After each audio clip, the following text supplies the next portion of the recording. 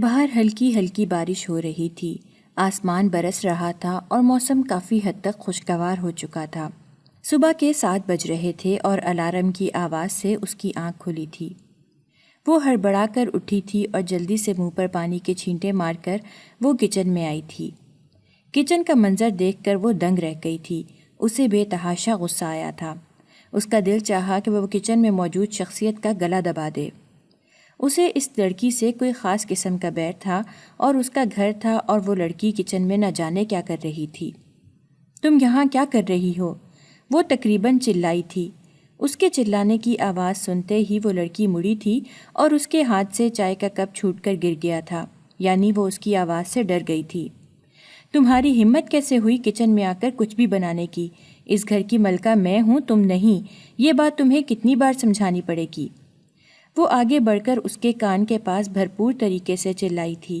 اس لڑکی نے ڈرتے ہوئے اپنے دونوں ہاتھ کان پر رکھ دیے تھے۔ وہ اتنی زور سے چلا رہی تھی کہ وہ ڈر گئی تھی، لیکن اسے کوئی پرواہ نہیں تھی۔ چلانے کے بعد بھی اس کا غصہ ٹھنڈا نہیں ہوا تھا۔ اس نے کپ میں موجود آدھی گرم گرم چائے اس کے ہاتھ پر انڈیل دی تھی اور وہ جل گئی تھی۔ لیکن مجال ہے جو اس کے منہ سے ایک لفظ بھی نکلا ہو۔ وہ بس سسک کر رہ گئی تھی اور اس کے بعد روتے ہوئے کچن سے چلی گئی تھی۔ لیکن اس کا غصہ ابھی بھی ٹھنڈا نہیں ہوا تھا۔ اس لڑکی نے اس کی اجازت کے بغیر کچن میں چائے بنائی تھی اور یہ اس کے نزدیک ایک بہت بڑا جرم بن گیا تھا۔ اس نے فوراً سے وہ چائے جو اس لڑکی نے بنائی تھی سنک میں بہا دی تھی۔ وہ اس کے ہاتھ کی کوئی بھی چیز نہیں کھانا چاہتی تھی، اور آج تو اسے اس پر اتنا زیادہ غصہ تھا کہ وہ اس کی اجازت کے بغیر کچن میں نہ صرف کھڑی ہوئی تھی بلکہ اس نے چائے بھی بنا لی تھی۔ اسے ایسا لگ رہا تھا جیسے اس کی جگہ آہستہ آہستہ وہ لے رہی ہے۔ اس لیے وہ اس پر بے پناہ چلائی تھی اور آئندہ کے لیے اسے خبردار کیا تھا کہ وہ اس کی اجازت کے بغیر کوئی بھی کام نہ کرے۔ انایا کہاں ہے؟ دکھائی نہیں دے رہی۔ میں ناشتے کی میز پر موجود تھا اور اخبار پڑھتے ہوئے میں نے تبصرہ کیا تھا۔ میری بیوی میری بات پر چونک گئی تھی اور اس نے ناگواری سے میری طرف دیکھا تھا۔ آپ کو ہر وقت اس کی فکر کیوں لگی رہتی ہے؟ ہوگی یہیں کہیں، کر رہی ہوگی کوئی کام۔ میری بیوی نے ناگواری سے کہتے ہوئے مجھے اطلاع دی تھی۔ فکر ہے تبھی پوچھ رہا ہوں کیونکہ کل مجھے لگا کہ اسے بخار ہے اور اس نے بھی مجھے کہا تھا کہ مجھے دوائی کے لیے جانا ہے، اس لیے پوچھ رہا ہوں کہ وہ کہاں ہے تاکہ میں اسے آفس سے آ کر دوائی دلا دوں۔ میں نے ایک بھرپور وضاحت کی تھی۔ کوئی ضرورت نہیں ہے دوائی کے لیے لے جانے کی، گھر میں دوا رکھی ہے، میں دے دوں گی۔ ویسے بھی بارش کا موسم ہے، اس میں تو ایسا ہو ہی جاتا ہے، صرف بخار آیا ہے نا، اور یہ تو ایک معمولی سی ہی بات ہے۔ میری بیوی نے پہلے میری بات غور سے سنی تھی اور اس کے بعد مجھے یہ رد عمل دیا تھا۔ میں نے اس کی طرف دیکھا تھا اور اخبار فولڈ کر کے ایک طرف رکھ دیا تھا۔ مجھے پتا تھا کہ اس سے بحث کا کوئی فائدہ نہیں ہے، اس لیے خاموشی سے چائے پینے لگا تھا۔ ٹھیک ہے، گھر پر اگر دوائی ہے تو تم اسے دے دینا، اگر پھر بھی اس کا بخار نہ اترے تو مجھے بتا دینا، میں شام کو اسے دوا دلا دوں گا۔ چائے ختم کرتے ہوئے میں نے اپنی بیوی کی طرف دیکھتے ہوئے اسے پیار سے کہا تھا، اس کی جتنی فکر کرتے ہیں اگر اتنی میری فکر کر لیں تو مجھے آپ سے اتنی شکایتیں نہ ہوں۔ بالآخر وہ بول ہی پڑی تھی۔ میرا اس لڑکی کے لیے فکر مندانہ انداز میری بیوی کو بالکل بھی پسند نہیں آ رہا تھا۔ وہ ایسی ہی تھی، وہ سوچتی تھی کہ شاید میں اس کی طرف زیادہ جھک رہا ہوں اور اسے زیادہ اہمیت دے رہا ہوں۔ میں نے مسکراتے ہوئے اس کے ہاتھ پر اپنا ہاتھ رکھا تھا اور کہا تھا کہ تمہاری جگہ کوئی نہیں لے سکتا، وہ بچی ہے، چھوٹی ہے، اس لیے اسے اپنے گھر لایا ہوں تو خیال رکھنا بھی بنتا ہے، بس اس وجہ سے کہا۔ تم دل پر مت لیا کرو، تم میری بیوی ہو اور ہمیشہ تمہاری جگہ میرے دل میں رہے گی۔ یہ گھر تمہارا ہے، تم ہی اس گھر کی مالکن ہو، تم اس کے بارے میں ایسا نہ سوچا کرو، ورنہ اس کے دل میں تنگی پیدا ہوگی اور وہ یہاں سے چلی جائے گی۔ میں نے اسے نرمی سے سمجھاتے ہوئے اپنا رویہ درست کرنے کی تلقین کی تھی۔ وہ چند لمحے مجھے دیکھتی رہی تھی اور پھر پاؤں پٹک کر وہاں سے چلتی بنی تھی، یعنی اسے میرا نرمی سے سمجھانے کا انداز بھی پسند نہیں آیا تھا۔ میں سر پکڑ کر بیٹھ گیا تھا، آخر میں بھی کتنا برداشت کر سکتا تھا۔ وہ ہر وقت اپنا اور اس کا مقابلہ کرتی تھی جبکہ ان دونوں کا کوئی مقابلہ نہیں تھا۔ وہ لڑکی معصوم تھی، ابھی چھوٹی تھی اور اسے ان چیزوں کی نزاکت کا علم نہیں تھا، جبکہ میری بیوی عمر میں اس سے بڑی تھی، میچور تھی، لیکن نہ جانے اس کے دل میں کیا بیٹھ گیا تھا کہ وہ ہر وقت مجھ سے اس لڑکی کے وجود کے بارے میں لڑتی ہی رہتی تھی، اور بعض دفعہ مجھے ایسا لگتا تھا کہ میری نیکی میرے ہی گلے پڑ گئی ہے۔ میں ناشتہ کر کے اب آفس کے لیے تیار ہو رہا تھا کہ اتنے میں مجھے باہر سے اپنی بیوی کے چیخنے کی آواز آ رہی تھی۔ میں سمجھ گیا تھا کہ وہ دوبارہ اس لڑکی پر چیخ رہی ہے، لہٰذا میں نے جلدی سے کوٹ پہنا تھا اور باہر نکلا تھا، اور وہاں کا منظر دیکھ کر مجھے اب غصہ آ گیا تھا۔ میری بیوی اس کے سر پر کھڑی چلا رہی تھی اور اس کی آنکھوں سے آنسو نکل رہے تھے۔ میں نے اسے جانے کا کہا تھا اور اپنی بیوی کی طرف مڑا تھا اور اس سے کہا تھا کہ تمہیں پتہ بھی ہے کہ اس کی طبیعت ٹھیک نہیں ہے، پھر بھی تم اس کے ساتھ اتنا برا سلوک کیوں کر رہی ہو؟ آخر تم چاہتی کیا ہو؟ کیوں تم اس پر چیخ رہی ہو؟ اس نے انتہائی غصے سے میری طرف دیکھا تھا اور کہا تھا، اب آپ کے ہر کام وہ کرنے لگی ہے۔ صبح کچن میں وہ مجھے چائے بناتے ہوئے نظر آ رہی تھی کہ میں انکل کے لیے ناشتہ بنا رہی ہوں، اور اب آپ کے جوتے پالش کر رہی تھی کہ میں انکل کے جوتے پالش کر رہی ہوں۔ آخر آپ کا اور اس کا رشتہ کیا ہے؟ وہ کیوں آپ کے آگے پیچھے گھومتی ہے؟ کیوں آپ کے کام کرنا چاہتی ہے؟ آخر کار جو بات اسے پریشان کر رہی تھی وہ اس کے منہ پر آ ہی گئی تھی۔ فار گاڈ سیک، اگر کام کرتی ہے تو اسے کرنے دو، تمہارے لیے ہی آسانی ہو جائے گی، تم کیوں بات کا بتنگڑ بناتی ہو؟ میں نے اس بار بھی تحمل سے کام لیا تھا اور اسے سمجھانے کی کوشش کی تھی کہ وہ خود کو اس گھر میں بیکار سمجھ رہی ہے، اسی لیے کوئی نہ کوئی کام میں مصروف رہنا چاہتی ہے۔ اچھا، اب ہر بات میں ہی آپ کو بری نظر آ رہی ہوں اور وہ آپ کو سچی لگ رہی ہے۔ آخر آپ مجھے بتا کیوں نہیں دیتے کہ آپ کا اس سے رشتہ کیا ہے، تاکہ مجھے بھی ٹھنڈ پڑ جائے اور پھر میں بھی پاگلوں کی طرح نہ چلاؤں۔ وہ اپنے دل کی بھڑاس نکال رہی تھی، اسے مجھ پر اور اس لڑکی پر شک ہو رہا تھا۔ اس کا دماغ کچھ اور ہی سوچ رہا تھا اور وہ ہم دونوں کے رشتے کو غلط نظر سے دیکھ رہی تھی۔ دن رات اس کے دماغ میں یہی باتیں چلتی رہتی تھیں، اس لیے وہ ان 3-4 دنوں میں بہت زیادہ عجیب سی اور چڑچڑی ہو رہی تھی۔ لیکن اب میری برداشت کی حد بھی ختم ہو گئی تھی۔ اسے سمجھا سمجھا کر میں تھک چکا تھا کہ ایسا کچھ بھی نہیں ہے، لیکن وہ مان کے نہیں دے رہی تھی۔ تم چاہے جو بھی سمجھو، اب میں ہر بار ہر موقع پر تمہیں سمجھانے نہیں بیٹھوں گا، میرے پاس اتنا فالتو وقت نہیں ہے۔ یہ کہہ کر میں وہاں سے دوبارہ اپنے کمرے میں آیا تھا، اپنا ضروری سامان سمیٹا تھا اور باہر نکل گیا تھا۔ وہ مجھے گیٹ تک چھوڑنے بھی نہیں آئی تھی، یعنی اس کا غصہ ٹھنڈا نہیں ہوا تھا، اور مجھے پتا تھا کہ اب وہ آدھے دن تک روتی رہے گی۔ لیکن میں بھی کیا کر سکتا تھا؟ وہ مجھ پر اس لڑکی کے رشتے پر شک کر رہی تھی، جبکہ میں اسے سمجھا چکا تھا کہ ایسا کچھ بھی نہیں ہے، اور ایسا روز ہی ہونے لگا تھا۔ لیکن اب میں بھی تھک چکا تھا، اس لیے میں نے پلٹ کر اسے منانے کا نہیں سوچا اور اسے اس کے حال پر چھوڑ دیا تھا، اور اپنی گاڑی نکال کر اس میں بیٹھ کر میں آفس کی طرف نکل گیا تھا۔ آج آفس میں کام کا بوجھ بہت زیادہ تھا اور میں اتنا زیادہ مصروف ہو گیا تھا کہ یہی بھول گیا تھا کہ ایک تو میری بیوی مجھ سے ناراض ہے اور میں صبح اس سے لڑ کر آیا تھا، اور دوسرا مجھے عنایا کے لیے دوا بھی لانی تھی۔ لیکن مجھے گھر سے کسی کا فون نہیں آیا تھا، حالانکہ میں نے اپنی بیگم سے کہا بھی تھا کہ وہ مجھے یاد دلا دے، لیکن اس نے فون نہیں کیا تھا۔ اب وہ ناراض تھی، اس لیے میں نے اس کے موبائل پر فون نہیں کیا تھا۔ میں نے گھر کے نمبر پر لینڈ لائن کال کی تھی۔ سچ شکر کہ فون عنایا نے اٹھایا تھا۔ میں نے اس سے پوچھا تھا کہ تمہاری طبیعت کیسی ہے؟ اس نے مجھے بتایا تھا کہ اس کی طبیعت بہتر ہے۔ میں نے اس سے پوچھا کہ کیا تمہیں دوا لینے کی ضرورت ہے؟ اس نے مجھے بتایا کہ اسے دوائی کی ضرورت نہیں ہے، وہ بہتر محسوس کر رہی ہے۔ ابھی ہماری یہی بات چیت ہوئی تھی کہ مجھے ایسا لگا تھا کہ جیسے کسی نے اس کے ہاتھ سے فون لے کر فون کاٹ دیا ہو، اور یہ کوئی اور نہیں، مجھے پتا تھا کہ میری بیوی ہی ہوگی۔ فون کٹ گیا تھا اور دوسرے ہی لمحے میرے موبائل کی رنگ ٹون بجی تھی۔ اس پر میسج آیا تھا جس میں لکھا تھا کہ صبح سے بیوی ناراض ہے تو اسے نہیں منانے کا خیال آیا، نہ ہی میرے نمبر پر فون کیا۔ ہاں، اس لڑکی کا اتنا خیال ہے کہ گھر کے لینڈ لائن پر کال کر کے یہ پوچھ رہے ہیں کہ تمہاری طبیعت ٹھیک ہے یا نہیں۔ یہ سب کچھ کب سے چل رہا ہے؟ آخر آپ مجھے بتا کیوں نہیں دیتے؟ میں نے بے اختیار گہری سانس بھری تھی اور اپنی کنپٹی مسلی تھی۔ ایک تو آج کام کا بوجھ بہت زیادہ تھا، دوسرا میرے سر میں بھی بہت زیادہ درد ہو رہا تھا، اور اب میری بیوی دوبارہ سے اپنے پسندیدہ مشغلے میں مشغول ہونا چاہتی تھی، جبکہ میں اس وقت جھگڑے کے موڈ میں بالکل بھی نہیں تھا۔ اس لیے میں نے اسے میسج کر دیا تھا کہ میں اس وقت بہت زیادہ مصروف ہوں اور رات کو گھر دیر سے آؤں گا، تم کھانا کھا لینا۔ اس کے بعد بھی میرا موبائل کافی دیر تک بجتا رہا تھا اور میسج ٹون یہ بتا رہی تھی کہ میری بیوی چپ رہنے والی نہیں تھی، اس دوسری طرف سے مسلسل میسج کر رہی تھی۔ لیکن میں اب اپنے سر کو مزید درد نہیں دینا چاہتا تھا، اس لیے میں نے فون کو سائلنٹ کر دیا تھا اور سوچ رہا تھا کہ آج میں گھر دیر سے جاؤں گا تاکہ میرے دماغ کو تھوڑا سکون ملے۔ مجھے یہ خیال بھی آیا تھا کہ جو نیکی میں کرنا چاہ رہا تھا وہ بالکل میرے گلے ہی پڑ گئی تھی۔ اب میں سنجیدگی سے اس بارے میں سوچنے لگا تھا۔ میرا نام مراد علی ہے اور یہ میری کہانی ہے۔ اس کہانی کے کردار میں میں خود کو محسوس کرتا ہوں۔ یہ کہانی میرے دل کے بہت زیادہ قریب ہے اور میں اسے آپ کو بھی سنانا چاہتا ہوں۔ یہ میری اپنی زندگی کی کہانی ہے اور اس میں میرے لیے ایک سبق تھا۔ میں چاہتا ہوں آپ بھی میری زندگی کے کہانی سے وہ سبق سیکھ لیں اور کبھی زندگی میں یہ غلطی نہ کریں۔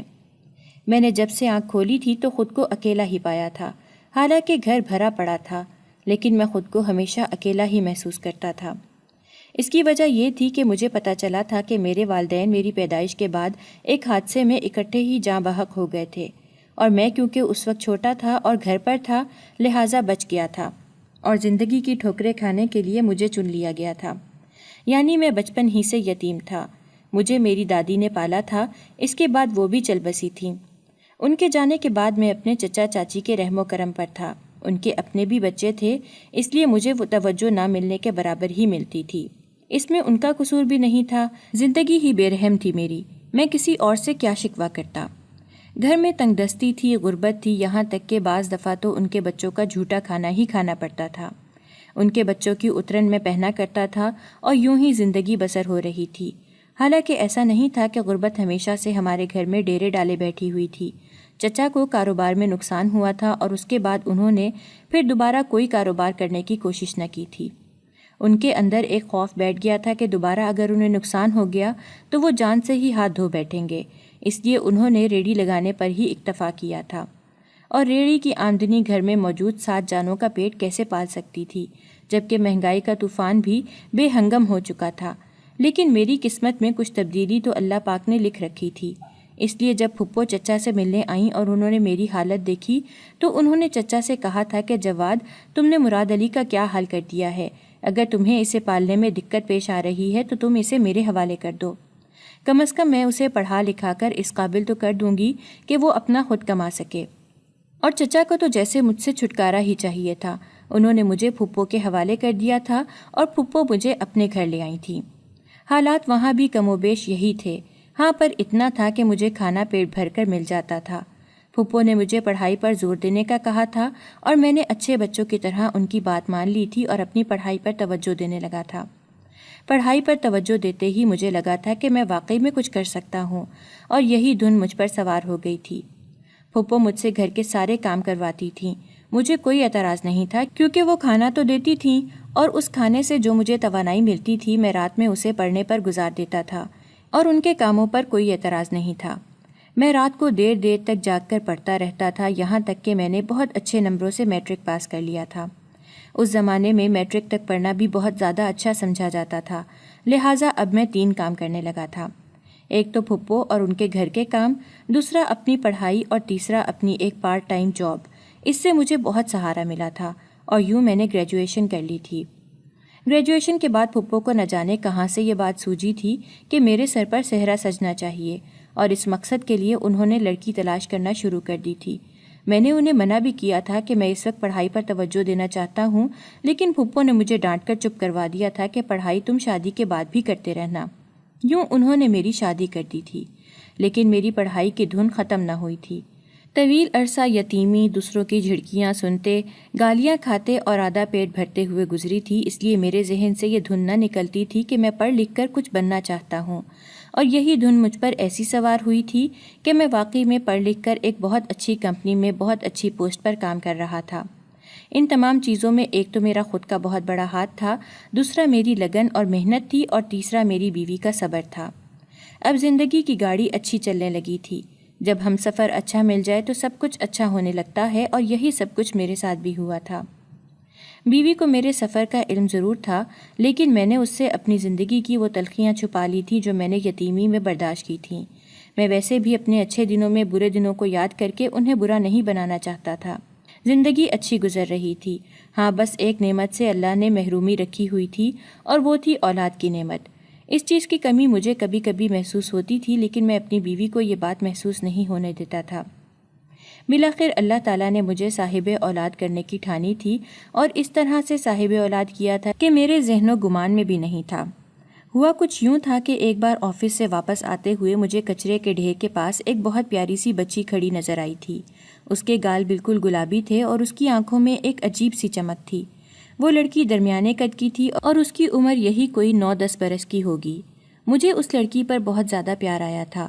وہ مجھے دیکھ رہی تھی اور اس کے بعد نہ جانے اسے کیا سوجا تھا کہ اس نے پاس پڑے کچرے کے ڈھیر میں ہاتھ ڈال کر اس نے کچھ نکالا تھا اور کھا گئی تھی۔ میں وہیں دنگ رہ گیا تھا اور گاڑی سے باہر نکل آیا تھا۔ یہ منظر میرے لیے خطرناک ترین منظر تھا۔ مجھے اللہ نے نوازا تھا اور میں روز اچھا کھانا کھا کر سوتا تھا، لیکن سامنے کا منظر دیکھ کر مجھے خود سے بے اختیار شرم آئی تھی۔ میرے سامنے ایک 9-10 سال کی پیاری سی بچی کچرے کے ڈھیر سے کھانا نکال کر کھا رہی تھی۔ ایک دم سے میرے جسم کے رونگٹے کھڑے ہو گئے تھے اور مجھ پر یہ خوف طاری ہو گیا تھا کہ قیامت کے دن اللہ تعالیٰ نے اگر یہ پوچھ لیا کہ تمہارے پاس سب کچھ ہوتے ہوئے بھی تمہارے آس پاس کے بچے کچرے سے کھانا نکال کر کھا رہے تھے، تب تم کہاں تھے؟ مجھے بے اختیار ایک جھرجھری سی محسوس ہوئی تھی اور میں فوراً سے اس بچی کی طرف بڑھا تھا۔ وہ مجھے دیکھ کر پیچھے ہٹی تھی اور خوفزدہ ہوئی تھی۔ میں نے اپنے چہرے پر پیار بھری مسکراہٹ سجائی تھی اور اس سے پوچھا تھا کہ تم بھوکی ہو؟ تو اس نے زور زور سے سر ہلایا تھا۔ وہ واقعی میں بہت زیادہ بھوکی تھی۔ میں نے اسے کہا تھا کہ کیا تم میرے ساتھ چلو گی؟ میں تمہیں کھانا کھلا دوں۔ وہ کچھ بھی سوچے سمجھے بغیر میرے ساتھ چلنے کے لیے تیار ہو گئی۔ میں نے اس کا ہاتھ پکڑا تھا اور اپنی گاڑی سے پانی کی بوتل نکال کر اس کے ہاتھ دھلوائے تھے اور پھر اسے منہ صاف کرنے کو بھی کہا تھا۔ اس نے اپنے ہاتھ اور منہ دونوں کو صاف کر لیا تھا۔ اب وہ بالکل صاف ستھری لگ رہی تھی اور بہت خوبصورت بچی تھی۔ میں اسے لے کر ایک قریبی ریسٹورنٹ میں آ گیا تھا اور اسے کہا تھا کہ اسے کیا کھانا ہے۔ اسے تو کچھ بھی سمجھ نہیں آتا تھا، شاید وہ ابھی اتنا زیادہ بول نہیں سکتی تھی، اس لیے میں نے خود ہی اس کے لیے رول، برگر اور پیزا منگوا لیا تھا۔ وہ اپنے سامنے اتنا سارا کھانا دیکھ کر بے حد خوش ہو گئی تھی اور بے اختیار کھانا کھانا شروع ہو گئی تھی۔ میں اسے کھاتے دیکھ کر خوش ہو رہا تھا اور میرے دل کو عجیب سکون محسوس ہو رہا تھا۔ مجھے وہ اپنی بچی جیسے ہی محسوس ہو رہی تھی۔ اسی دوران میں نے ایک فیصلہ لیا تھا اور سوچ لیا تھا کہ مجھے اس پہ ہر حال میں عمل کرنا ہے۔ وہ کھانا ختم کر چکی تھی، اب اس کے چہرے پر ایک الگ ہی خوشی نظر آ رہی تھی۔ میں نے اس سے پوچھا تھا کہ کیا وہ میرے ساتھ میرے گھر چلے گی، میرے گھر پر رہے گی؟ تو اس نے کچھ بھی نہ کہا تھا، بس ٹکر ٹکر مجھے دیکھتی رہی تھی۔ میں نے اسے کہا تھا کہ کیا تم میری بیٹی بنو گی؟ تو وہ بس شرما کر مسکرا دی تھی۔ میں اسے گاڑی میں بٹھا کر اپنے گھر لے آیا تھا۔ میری بیوی نے دروازہ کھولا تھا اور جب اس نے دیکھا کہ ایک بچی میرے ساتھ موجود ہے تو اس نے حیرانی سے میری طرف دیکھا تھا۔ میں نے اسے آنکھوں ہی آنکھوں میں اشارہ کیا تھا کہ میں تمہیں سب بتاتا ہوں۔ میں اسے اندر لے آیا تھا اور اپنی بیوی کو کہا تھا کہ تمہارے پاس اگر اس کے ناپ کے کوئی کپڑے ہوں یا تمہارے وہ کپڑے جو تمہیں چھوٹے ہو گئے ہوں تو تم اسے فی الحال پہنا دو۔ میری بیوی نے میری بات سنی تھی اور میری بات پر عمل کر دیا تھا، لیکن اس کے چہرے پر پریشانی صاف نظر آ رہی تھی۔ اس نے بچی کو نہلا دھلا کر نئے کپڑے پہنا دیے تھے اور میری ہدایت پر اسے کمرے میں سلا بھی دیا تھا۔ اس کے سوتے ہی وہ میرے پاس آئی تھی اور اس نے ناگواری سے میری طرف دیکھتے ہوئے کہا تھا کہ یہ کون ہے، کس کو اٹھا کر گھر میں لے آئے ہیں؟ تب میں نے اسے سارا قصہ سنایا تھا اور کہا تھا کہ وہ مجھے میری بچی جیسے ہی محسوس ہوئی، اس لیے میں اسے گھر لے آیا ہوں۔ اب ہم اسے پالیں گے، اسے اپنی بیٹی بنا کر رکھیں گے۔ میری بات سن کر میری بیوی خاموش رہی تھی، حالانکہ مجھے امید تھی کہ وہ میری طرح خوش ہوگی اور میری بات کی تائید کرے گی اور میرا ساتھ دے گی کہ ہاں، ہماری اولاد نہیں ہے تو ہم اسے اولاد بنا لیں گے اور اس کی پرورش کریں گے۔ لیکن ایسا کچھ بھی نہیں ہوا تھا۔ وہ خاموش ہو گئی تھی۔ میں نے اس سے پوچھا تھا کہ کیا بات ہے، تو اس نے ٹال مٹول سے کام لیا تھا اور پھر کھانے کے دوران بھی وہ خاموش رہی تھی۔ میں سمجھ گیا تھا کہ شاید اس کی طبیعت ٹھیک نہیں ہے، اس لیے میں نے اسے آرام کرنے کا کہا تھا اور خود بھی آرام کی غرض سے اپنے کمرے میں آ گیا تھا۔ میں نے کمرے میں آنے سے پہلے ایک نظر اس بچی کے کمرے میں بھی ڈال لی تھی۔ وہ پرسکون سو رہی تھی۔ میری بیوی نے اسے کمبل بھی اڑا دیا تھا۔ میں نے اپنی بیوی سے کہا تھا کہ ایک دن وہ اس کے ساتھ سو جائے، کیا پتہ وہ بچی نیند میں ڈرتی ہو۔ میری بات سن کر میری بیوی چند لمحے مجھے دیکھتی رہی تھی اور پھر اپنا کمبل اٹھا کر دوسرے کمرے میں اس بچی کے پاس جا کر سو گئی تھی۔ اب مجھے سکون ہو گیا تھا کہ وہ نیند میں ڈرے گی نہیں۔ اگر نیند سے اٹھ کر اسے چلنے کی عادت ہوئی تو میری بیوی اس کے پاس ہے، اس بات کا مجھے اطمینان تھا اور میں اپنے کمرے میں آ کر سو گیا تھا۔ اگلے دن میری آنکھ جلدی کھل گئی تھی اور میں ان کے کمرے میں گیا تھا۔ وہ بچی ابھی بھی سو رہی تھی لیکن میری بیوی وہاں موجود نہیں تھی۔ وہ کچن میں ناشتہ بنا رہی تھی۔ میں اس کے پاس چلا آیا تھا، اسے ہدایت کی تھی کہ وہ بچی جیسے ہی اٹھے تو اسے ضرور پوچھے کہ اسے کیا کھانا ہے۔ میری بیوی اب بھی خاموش تھی۔ میں نے اس سے پوچھ لیا تھا کہ کیا تم میرے فیصلے سے خوش نہیں ہو؟ تو اس نے میری طرف دیکھا تھا اور پھر مجھے جو کہا تھا وہ مجھے اچھا نہیں لگا تھا۔ اس نے کہا تھا کہ آپ بھی کمال کرتے ہیں، آپ ایک جوان خوبصورت لڑکی کو میرے پاس لا کر کہتے ہیں کہ ہم اسے بیٹی بنا لیتے ہیں۔ مجھ سے مشورہ کیے بغیر آپ اتنا بڑا قدم کیسے اٹھا سکتے ہیں؟ وہ ہماری منہ بولی بیٹی تو ضرور ہو سکتی ہے، لیکن وہ آپ کی نامحرم ہی رہے گی اور وہ ہمارے ساتھ نہیں رہ سکتی۔ لوگ کیا کہیں گے؟ مجھے لوگوں کی کوئی پرواہ نہیں ہے، میں نے ایک یتیم کے سر پر دست شفقت رکھا ہے، مجھے کسی کی کوئی فکر نہیں۔ اب میں نے ایک ذمہ داری اٹھائی ہے تو اسے نبھاؤں گا بھی۔ میری بیوی نے کوئی جواب نہیں دیا تھا اور میں باہر آ گیا تھا۔ میں نے اس بچی کو بھی اٹھایا تھا، اس نے بھی ہمارے ساتھ ناشتہ کیا تھا اور اس کے بعد میں اپنی بیوی کو اس کا خاص خیال رکھنے کا کہہ کر وہاں سے چلا گیا تھا۔ آفس سے بھی میں نے بار بار فون کیا تھا، نہ جانے مجھے کیا ہو گیا تھا۔ مجھے اس بچی کی بہت زیادہ فکر رہنے لگی تھی اور اس بچی سے بہت زیادہ محبت محسوس ہونے لگی تھی۔ وہ مجھے اپنی بیٹی جیسی ہی محسوس ہوتی تھی، لیکن جیسے میرے محسوسات تھے ویسے میری بیوی کے محسوسات نہیں تھے۔ وہ شروع دن سے ہی اس سے چڑھتی تھی اور وہ میرے فیصلے کے خلاف تھی۔ وہ اسے اپنی بیٹی نہیں بنانا چاہتی تھی۔ اس کے بقول ہماری شادی کو ابھی اتنا عرصہ نہیں ہوا کہ ہم بچہ گود لینا ہی شروع کر دیں، جبکہ ہم نے اسے گود بھی نہیں لیا، آپ تو اسے راستے سے اٹھا کر لائے ہیں۔ اس کی یہ بات مجھے بہت ناگوار گزری تھی اور میں نے اسے خاموش کروا دیا تھا۔ نہ جانے کیوں اس بچی کے آنے سے ہمارے تعلقات میں ایک غیر واضح دراڑ محسوس ہوتی نظر آ رہی تھی۔ 6 مہینوں میں ہی اس کا قد کاٹ اچھا خاصا نکل آیا تھا اور وہ اچھی خاصی صحت مند ہو گئی تھی۔ اس کے ساتھ ساتھ اس کی خوبصورتی میں بھی نکھار آ گیا تھا۔ میں اپنی بیٹی کو دیکھ دیکھ کر جیتا تھا۔ میں اس کی پسند ناپسند کا بہت خیال رکھنے لگا تھا، یہاں تک کہ ایک بار میں نے اس کی پسند پوچھی تھی کپڑوں کے بارے میں اور اس نے مجھے بتائی تھی، اور اس کے بعد میں نے اس کے آگے کپڑوں کا ڈھیر لگا دیا تھا۔ لیکن میں یہ بھول گیا تھا کہ میری بیوی بھی اس وقت میرے ساتھ موجود ہے۔ اس نے جب اس طرح مجھے انایا پر، میں نے اس کا نام انایا رکھا تھا، جسے میں اپنی بیٹی کہتا تھا، بے دردی سے خرچ کرتے ہوئے دیکھا تھا تو کہے بغیر نہ رہ سکی تھی۔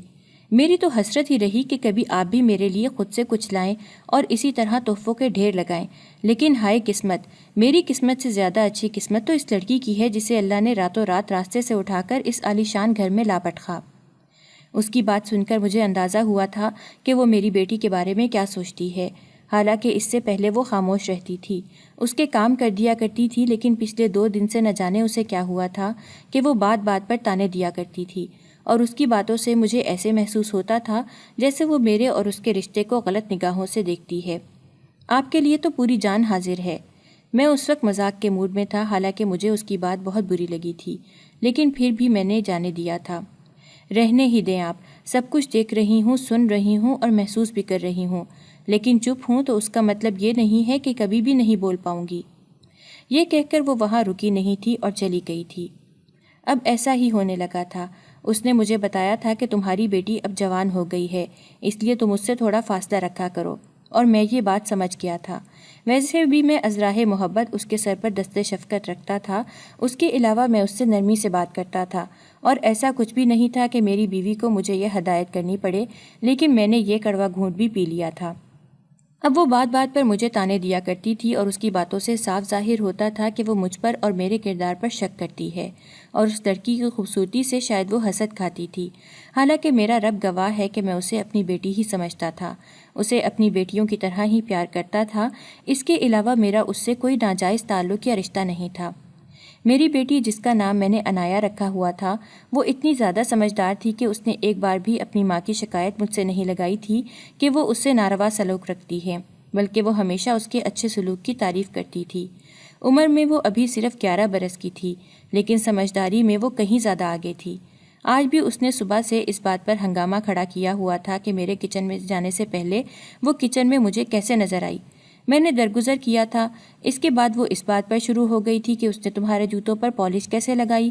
میں نے اس بار بھی درگزر سے کام لیا تھا، لیکن بات بات پر ایک ہی بات کرنا مجھے بھی غصہ آ گیا تھا، اور میں اس سے ناراض ہو کر آفس گیا تھا۔ دوسری بات، انایا کی طبیعت بھی خراب تھی اور میں نے اسے کہا تھا کہ وہ اسے دوا دے دے، لیکن اس نے ایسا کچھ بھی نہیں کیا تھا۔ جب میں گھر دیر سے پہنچا تھا تب انایا مجھے صوفے پر بیٹھی ہوئی ملی تھی اور میری نظر فوراً سے اس کے ہاتھ پر گئی تھی، جو ایک دم ایک جگہ سے کافی زیادہ لال ہو رہا تھا۔ میں فوراً سے آگے آیا تھا اور اس کا ہاتھ پکڑ کر بغور دیکھا تھا اور اس سے پوچھا تھا کہ بیٹا، یہ کیا ہو گیا؟ اسی اثنا میں میری بیوی کمرے سے نکلی تھی، اور چونکہ میں نے اپنی بیٹی کا ہاتھ پکڑ کر لال نشان کو دیکھنے کی کوشش کر رہا تھا، وہ کچھ اور ہی سمجھی تھی اور اس کا پارا ہائی ہو گیا تھا۔ اچھا، تو یہاں یہ رنگ رلیاں منائی جا رہی ہیں۔ اگر تمہارا دل پہلے ہی اس کی خوبصورتی پر آ گیا تھا تو مجھے بتا دیتے، میں فوراً سے گھر چھوڑ کر چلی جاتی، اس طرح کی نیچ حرکتیں تو نہ کرتے۔ اس کی کینچی کی طرح چلتی زبان پر میرا پارا بھی بے تحاشا بلند ہوا تھا، اور میں نے انایا کو وہاں سے جانے کا کہا تھا۔ وہ ڈر کر وہاں سے اپنے کمرے میں چلی گئی تھی۔ میں آگے بڑھا تھا اور ایک زوردار تھپڑ اپنی بیوی کو رسید کیا تھا۔ وہ دور جا گری تھی۔ میں نے انگلی اٹھا کر اسے خبردار کیا تھا کہ آئندہ میرے اور میری بیٹی کے پیارے رشتے پر انگلی اٹھانے سے پہلے یہ یاد رکھنا کہ تمہیں اس کا بھاری خمیازہ بھگتنا پڑے گا۔ میں گرجدار آواز میں اسے خبردار کرتے ہوئے وہاں سے چلا آیا تھا اور اپنے کمرے میں بند ہو گیا تھا۔ مجھے باہر سے اس کے رونے، چیخنے اور سسکنے کی آوازیں آ رہی تھیں، لیکن میرے دل پر اس کا کوئی بھی اثر نہیں ہو رہا تھا۔ اس نے بات ہی اس قدر گھٹیا کی تھی کہ میں مزید یہ سب برداشت نہیں کر سکتا۔ دوسرا، انایا کے ہاتھوں پر لال نشان دیکھ کر میرے غصے کو ہوا بھی اسی نے دی تھی۔ میں سمجھ گیا تھا کہ صبح جب وہ کچن میں گئی تھی اور چائے بنا رہی تھی، تب اس نے شاید چائے اس پر غصے میں انڈیلی تھی اور اس کا ہاتھ جل گیا تھا۔ لیکن آفرین ہے میری بیٹی پر کہ جب سے میں نے اسے بیٹی کہا تھا، اس نے بھی بیٹی ہونے کا حق ادا کر دیا تھا، اور مجھ سے میری بیوی کے ناروا سلوک کا تذکرہ تک نہ کیا تھا، بلکہ ہمیشہ سب اچھا ہے کہ رپورٹ دی تھی۔ میں دوبارہ کمرے سے نہیں نکلا تھا۔ ایک طرف تو مجھے یہ فکر تھی کہ انایا کو بخار تھا اور اسے دوا بھی نہیں ملی تھی۔ میں نے اسے بتا تو دیا تھا کہ دوا یہاں رکھی ہے، تم اٹھا کر لے لینا، لیکن تھی تو وہ بچی ہی، جوان ہو گئی تھی تو کیا ہوا، اس کا ذہن تو ابھی بچہ ہی تھا۔ چنانچہ میں ساری رات بستر پر یہاں سے وہاں کروٹیں لیتا رہا تھا، لیکن میں باہر نہیں جا سکتا تھا۔ میں نے اسے تھپڑ تو لگا دیا تھا کہ آئندہ وہ اپنی زبان بند رکھے گی، لیکن مجھے نہیں پتا تھا کہ میرا ایک تھپڑ کیا رنگ لائے گا۔ ساری رات بے چینی میں گزری تھی۔ فجر کی اذان ہو رہی تھی اور ابھی میں وضو کی غرض سے واش روم میں گیا ہی تھا کہ کسی نے باہر کا دروازہ زور زور سے کھٹکھٹایا تھا۔ میں نے دل میں کسی انہونی کا احساس ہوا تھا اور میں نے باہر جا کر فوراً سے دروازہ کھولا تھا۔ وہاں کوئی اور نہیں، میری بیوی کھڑی تھی اور زارو قطار رو رہی تھی۔ میں نے ناسمجھی سے اس کی طرف دیکھا تھا اور پوچھا تھا کہ کیا ہوا ہے۔ تب اس نے مجھے بتایا تھا کہ مجھ سے بہت بڑا گناہ ہوا ہے، آپ مجھے معاف کر دیں، اور پھر تقریباً مجھے کھینچتے ہوئے باہر کی جانب لے جانے لگی تھی۔ میرا دل تیزی سے دھڑکنے لگا تھا۔ میں سمجھ گیا تھا کہ کیا ہوا ہے۔ شاید اس نے میرا غصہ انایا پر نکالا ہوگا اور اسے مارا ہوگا اور اس کی طبیعت خراب ہو گئی ہوگی، لیکن میری بیوی روتی چلی جا رہی تھی اور مجھے تقریباً گھسیٹتے ہوئے وہ باہر کی طرف لے جا رہی تھی۔ میں نے ناسمجھی سے اس کی طرف دیکھا تھا کہ انایا کا کمرہ تو اس طرف ہے، پھر مجھے باہر کی طرف کیوں لے کر جا رہی ہے؟ تب باہر کا دروازہ جیسے ہی کھلا تھا، سامنے کا منظر دیکھ کر میں گر ہی پڑا تھا۔ مجھے اپنا دل بند ہوتا ہوا محسوس ہوا تھا۔ میں نے بے اختیار اپنا سینہ مسلا تھا اور دل کی دھڑکن کو بحال کرنے کی کوشش کی تھی۔ میری بیوی بھی دوپٹہ منہ پر رکھے زارو قطار رو رہی تھی۔ میں بمشکل اٹھا تھا اور اپنی بیوی کی طرف دیکھا تھا۔ سامنے کا منظر دیکھ کر میرے حواس ساتھ چھوڑ گئے تھے۔ سامنے میری بیٹی انایا بے حس و حرکت زمین پر ٹھنڈے فرش پر آڑی ترچھی ہو کر پڑی ہوئی تھی اور اس کا سارا جسم نیلا ہو رہا تھا، یعنی ٹھنڈ سے اس کا جسم اکڑ رہا تھا اور اس کے پورے جسم میں آکسیجن کی شدید کمی ہو گئی تھی۔ باہر بہت زیادہ ٹھنڈ تھی، یہاں تک کہ میں بھی کانپنے لگا تھا۔ میں نے غصے سے اپنی بیوی کی طرف دیکھا تھا۔ اس نے مجھے بتایا تھا کہ میں غصے میں اندھی ہو گئی تھی اور شدید بخار میں نے اسے شدید ٹھنڈ میں باہر نکال دیا تھا۔ آپ نے جو مجھے تھپڑ مارا تھا، میں اس کا قصوروار اسے سمجھ رہی تھی، اور اس کی سزا میں نے اسے یہ دی تھی کہ آپ کے سوتے ہی میں نے اسے گھر سے باہر نکال دیا تھا۔ حالانکہ اس نے میری منتیں کی، میرے پاؤں بھی پڑی، مجھ سے معافی بھی مانگی، لیکن میرے دل پر کوئی اثر نہ ہوا اور میں نے اس کو گھر سے باہر نکال دیا، اور اب اس کی یہ حالت ہو گئی ہے۔ مجھ سے اس کی یہ حالت دیکھی نہیں جا رہی، پلیز آپ کچھ کریں۔ وہ زارو قطار روتی چلی جا رہی تھی۔ میں نے اسی وقت اپنی بیوی کی طرف دیکھا تھا اور بلند آواز میں اسے کہا تھا کہ سفینہ، میں تمہیں طلاق دیتا ہوں۔ اس سے پہلے کہ میں مزید کچھ کہتا مجھے آواز آئی تھی۔ وہ آواز انایا کی آواز تھی۔ وہ مجھے پکار رہی تھی اور کہہ رہی تھی، بابا میرے پاس آئیں، اور اس پکارنے میں اس کے پورے ہونٹ کسی سیٹی کی طرح بج رہے تھے۔ میں نے ایک لمحے کی بھی دیر نہیں کی تھی، سفینہ کو وہیں چھوڑ کر اسے لے کر ہاسپٹل بھاگا تھا۔ اس میں سانس موجود تھا۔ ہاسپٹل آ کر ڈاکٹروں نے اپنی پوری کوشش کی تھی، لیکن ان کے بقول وہ پہلے ہی بیمار تھی اور مزید بخار کی صورت میں ساری رات باہر گزاری تھی، اس وجہ سے اس کا دل بند ہو گیا تھا۔ وہ جب تک میرے ہاتھوں میں تھی تب تک زندہ تھی، اور اس نے اس دنیا سے رخصت ہوتے وقت مجھے ایک بات کہی تھی۔ میں اس پر ہرگز راضی نہیں تھا، لیکن اس نے مجھے اپنی قسم دی تھی۔ وہ مر چکی تھی اور ہمیشہ کے لیے مجھے چھوڑ کر جا چکی تھی۔ میرا دل اس حقیقت کو قبول ہی نہیں کر پا رہا تھا۔ میں گھر واپس آ گیا تھا۔ وہاں میری بیوی موجود تھی۔ میں نے اسے جانے کا نہیں کہا تھا۔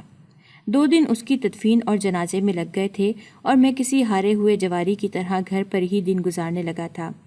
اس کے جانے کے بعد سفینہ نے مجھ سے بے پناہ معافیاں مانگی تھیں اور مجھے کہا تھا کہ وہ مجھے اس گھر سے نہ نکالے، میں بے آسرا ہو جاؤں گی، لیکن میں بالکل خاموش ہو گیا تھا۔ عنایا کی موت میرے لیے ایک بہت بڑا صدمہ تھی۔ میں تو اسے ایک بہت بڑی ذمہ داری بنا کر لایا تھا، لیکن یہ مجھ سے کیا ہو گیا تھا؟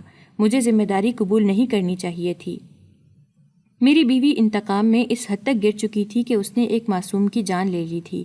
میں اسے کس طرح معاف کر سکتا تھا؟ لیکن میں اسے معاف کرنے پر مجبور تھا، کیونکہ عنایا نے اپنے آخری لمحات میں مجھ سے کہا تھا کہ آپ مما کو کبھی بھی مت چھوڑنا، وہ بہت اکیلی ہے۔ میں نے خود انہیں راتوں کو روتے ہوئے دیکھا ہے۔ آپ انہیں مت چھوڑنا بابا۔ اس نے مجھے اپنی قسم دی تھی کہ بابا اگر آپ انہیں چھوڑ دیں گے تو مجھے اللہ تعالیٰ اپنے پاس سے خبر دے دیں گے۔ میں اس کی اس بات پر تڑپ اٹھا تھا اور اسے کہا تھا کہ اللہ تعالیٰ اسے زندگی دیں گے، لیکن وہ سچی تھی۔ اللہ تعالیٰ نے اسے اپنے پاس بلا لیا تھا۔ اس کی بہترین جگہ بھی وہی تھی، کیونکہ یہاں تو انسان درندے ہی بن چکے تھے۔